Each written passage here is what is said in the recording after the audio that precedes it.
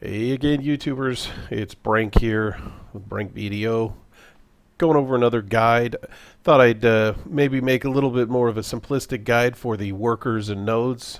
Exclusively just, this guy's just going to cover how workers and nodes that you set those workers to works in the game of Black Desert Online. Um, Basically, there's a few steps that we're going to go through. The first thing you want to do is get your character to one of the major towns. I believe the first one you start in is Olvia, this town up here. You can do this in Olvia, you can do this in Velia, you can do this in Heidel. Basically what you want to do is whatever town you're in that you want to start contracting these workers out is look for the little pickaxe icon. Looks like this. In Heidel, the guy's name is Joel. So you look for the pickaxe icon, or you can also, if you're in the town, click on the NPC button up at the top right and actually click on worker, and that'll set your waypoint to the work supervisor, which is Joel in Heidel, which is right behind me here. So what I'm going to do is I'm going to go up to Joel here, and I'm going to ask him if he's got any workers for hire. Now, keep in mind, you get one worker for free per town, so that when you get in the town, you can hire a worker right away. You don't have to get lodging. Lodging is something that you'd want to pick up in the town after you have your first worker, once you want to contract out more and more workers depending on what you're gathering, what you have them go out and gather. At first, for simplistic reasons, we're just going to go ahead and hire our first worker here. I already have workers going, but I have a spot open to hire another worker. So I'm going to go through that process. Basically, you're going to go to the work supervisor, interact with your work supervisor, hit contract worker, and it's going to cost you 5 energy points. Make sure you have some energy points when you get this started, because what you're going to want to do, that I kind of explained in the other video, is you want to get the highest contract worker possible, and they come in tiers, right? And I'll post a link up on that. I'll post the annotation up on how those workers are tiered, but you want to at least get a blue worker or a yellow worker, or obviously the best would be the orange or the legendary tiered workers. So what you're going to do is say, yes, I want to hire somebody. It'll cost you 5 energy points. The worker shows up. You can, at this point, choose to hire this worker. It'll have a set cost associated with it, which you don't get back. Or you could say, let me view another. When you view another, you cannot go back to this one. So if it's a green or a gray, a naive worker, which is basically the green is just your standard, I wouldn't bother with it. It's better to spend some energy and get either a blue or higher than it is to go with the lower end workers. And the reason is because their stats, their work speed, their movement speed, their luck, and their stamina are all going to be lower than the blues and the yellows and the oranges. So keep roll. It's basically a roll. Keep rolling. Hit view another. It'll cost you another 5 energy. And there we go. We got a blue skilled human worker. Now, as you noticed on that last guy, his movement speed was about what the human's movement speed is, but he also has 17 stamina, so he can go back and forth to the nodes a lot more than our goblin worker, which basically means he can gather more resources over a longer period of time at the same speed or movement speed. Now, movement speed is what's affected when your worker is walking or running from your town to the node. And I'll show you in a second how that works. So what we would do at this point, if you're good with the blue or above kind of schematic, go with the blue, or keep re-rolling. If you have enough energy, just keep re-rolling. Now remember, you can also do this on your alts. If you run out of energy on your main character, switch over to an alt, do the same thing until you get that yellow or even orange worker. The orange workers, I'll show you in a second, are much, much better than most of the other ones, just from their stats alone. So once you have your worker, hire your worker, then you're ready to go. Now, what you're going to have on the top left is your worker menu. Click on your worker menu. It'll bring up the list of, if you just have the single worker, the worker that you have right now. So as you can see, I have a few blue, I have a few yellow, and I also have one orange worker right now. And you can see the stats that I have on this worker are a lot better than the stats on the other ones. The orange is the legendary worker. It has a work speed of 137. And keep in mind, these stats are all going to change. Even on orange and yellow, it's not set. It's just a higher chance of having, larger rolls. It gives you a better chance in the end. So 137 work speed, which is ridiculous. 15 stamina on a goblin, which is very high for a goblin. It's almost twice what they normally are starting at, which is 8 stamina. Where compared to, if you look at a human worker, he's got 85 speed, and remember, this is yellow, 85 speed and 20 stamina total. And as your workers level, they're going to be getting these skills that also affect things like movement speed, tool production, siege knowledge. If you look on this list, this guy he has a costume crafting work speed of +5. So if I was interested in costume crafting, he would be perfect. Siege knowledge, he can craft siege engines a little bit faster, +5. So you want to kind of, as your workers level up, kind of keep an eye on what skills they're getting. Now, let's say you get a worker that has a bunch of crap. It has a bunch of garbage that you don't really want. Maybe he's got siege and you never plan on doing siege. He's got enhanced, this guy's has enhanced work speed, which is really good. But let's say he's got a bunch of stuff you don't want. There's a couple things you could do at this point with your worker. Delete him, check him here, and hit fire. Or you can, if you've leveled him up, hit the promote button. If you don't have any other guys being promoted at that time, what that'll do is it takes a 24-hour period. You send that guy off to take a test, basically for 24 hours. He won't be working on any of the farms or anything you had him working on before. He'll be taking this test. At the end of the 24 hours, there's a random chance whether he passes or fails the test. If he passes, he moves up to the next tier. So the blue would move up to yellow. Yellow would move up to orange. Orange is the max, so you can't promote him. Green would move up to blue, basic example. So what that means is he then starts back at level 1.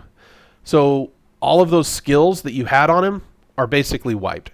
If he had a bunch of junky skills, if he had a bunch of crap that you really didn't want, and you want to level him up, you want to tier him up, not level him up, you want to tier him up anyways, promotion is the best way to do it.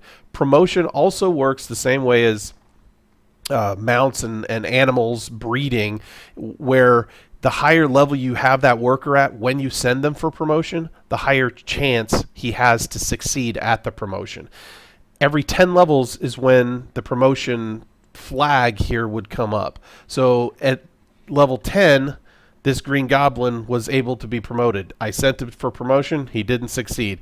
So hopefully once he gets to level 30 now, he's going to be level 30 here pretty soon. Once I send him for promotion, maybe he'll have a good chance of succeeding. But that also means he's then going to be a level 1 blue goblin without any of the skills that he has.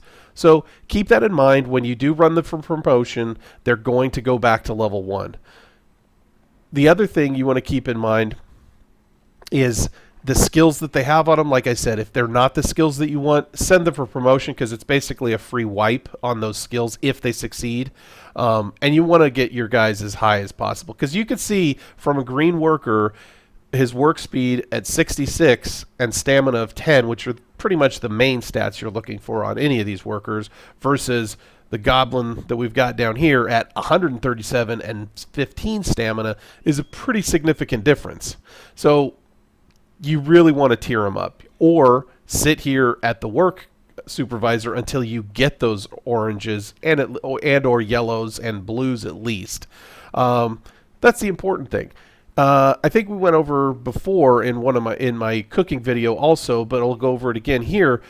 The difference between goblins, humans, and giant workers is basically the amount of stamina they're going to come with base and the amount of work speed that they come with base. It's the goblins are the fastest, humans are kind of in the middle, and giants are the slowest.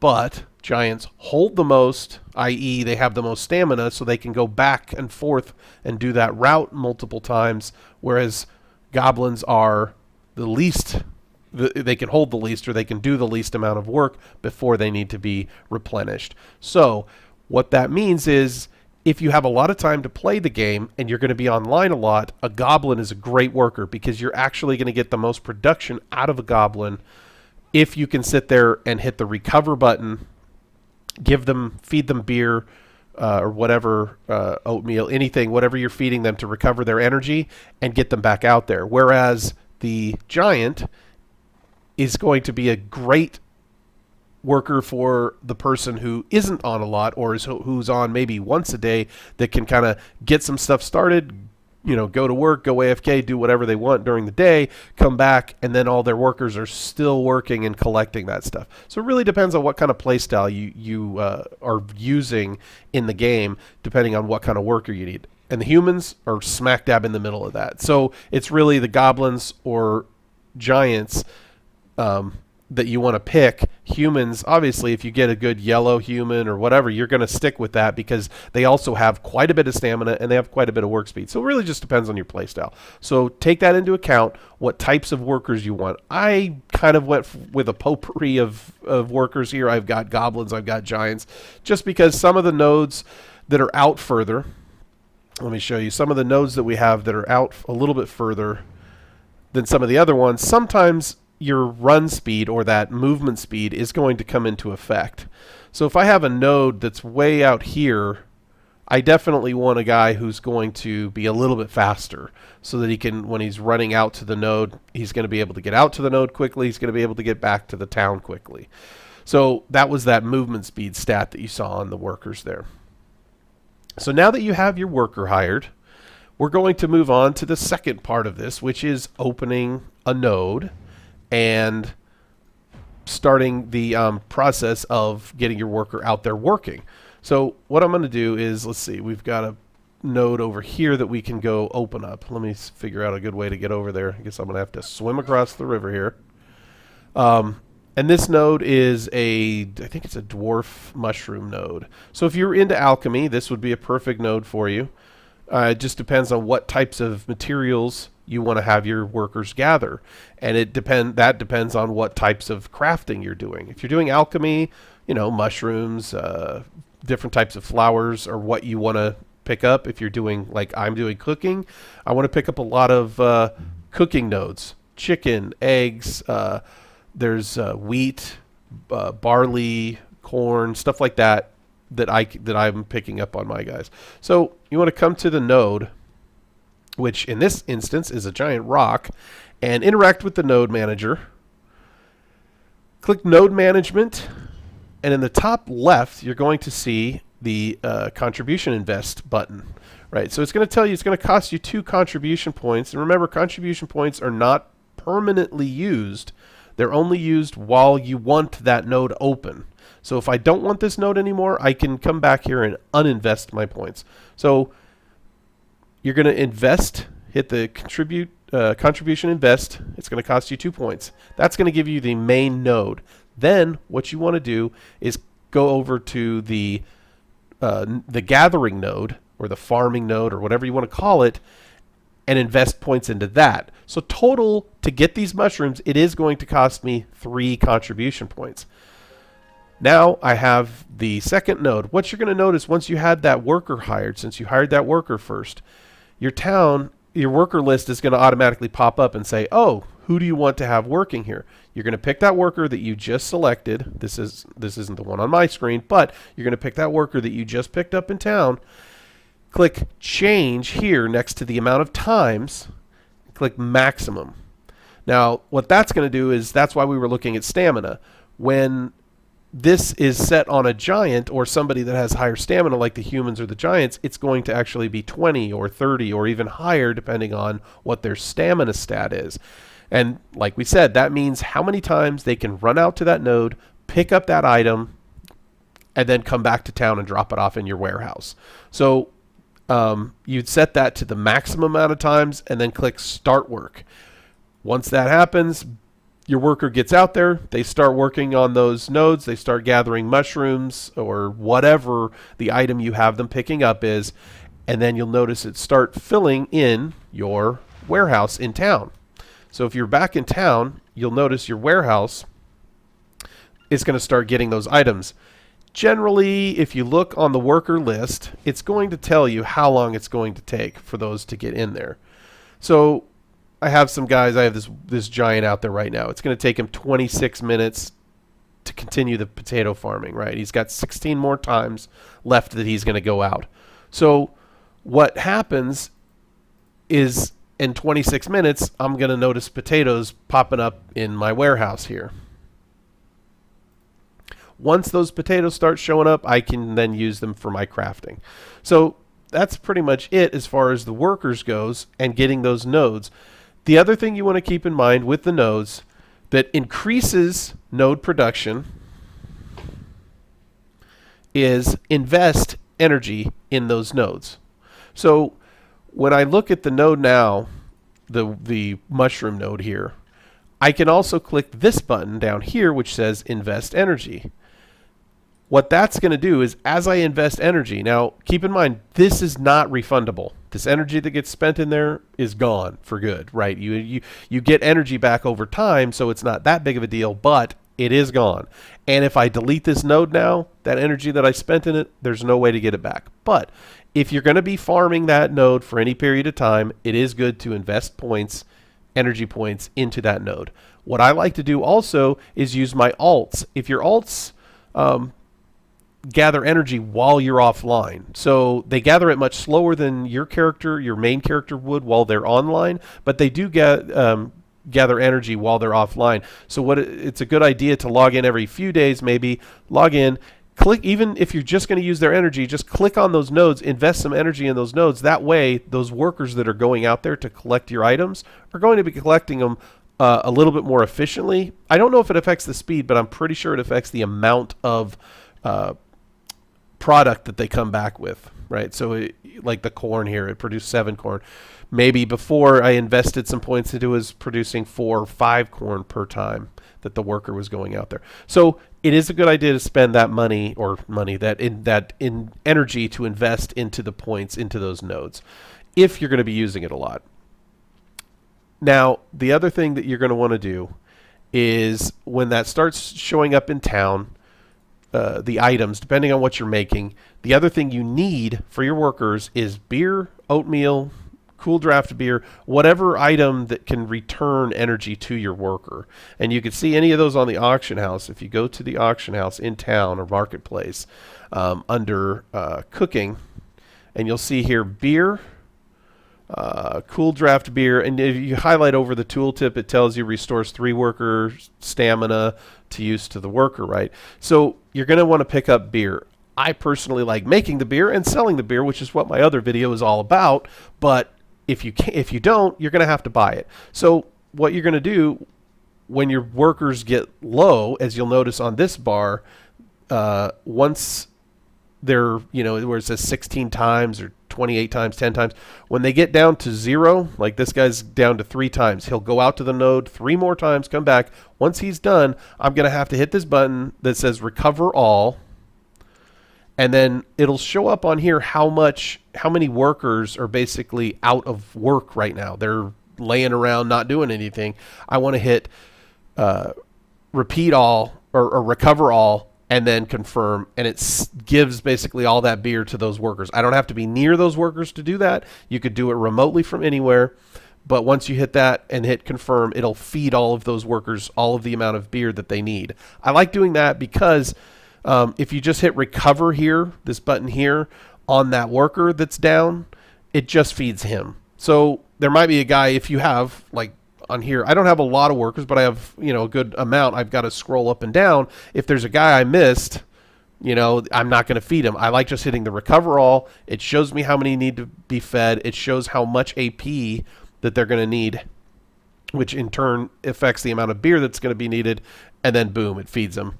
Then the next thing you want to hit is repeat all. And it doesn't hurt to hit repeat all at any time, because if you accidentally recovered somebody's energy and forgot to hit that repeat all button, they aren't working. They're just sitting there. waiting for you to tell them to get back to work. So that repeat all, recover all, repeat all. That's really all you got to remember. Once you got them set up with the amount of times that they're supposed to be heading out there and back, that recover all and repeat all is really all you need to do when you log in the morning. I mean, that's my daily routine. I'll click on the workers, give them all beer, get them all, beard up, and then I'll hit the repeat all. So that's pretty much it. That's kind of how workers and nodes work in a nutshell. Try to make it somewhat simple. Hopefully that explains a lot to everybody. I know I had a lot of questions when I first got started with this game on how the workers and how the nodes worked, because there was nothing that really explained it very well. And I watched a lot of the videos and I read a lot of the tutorials on it, but there's always something I just didn't quite understand. So hopefully that makes a little bit more sense. If you have any other questions, please feel free to write in the comments below. If anything that you had a question about in particular, I'll try to get that answered for you. Thanks, guys. Have a good one.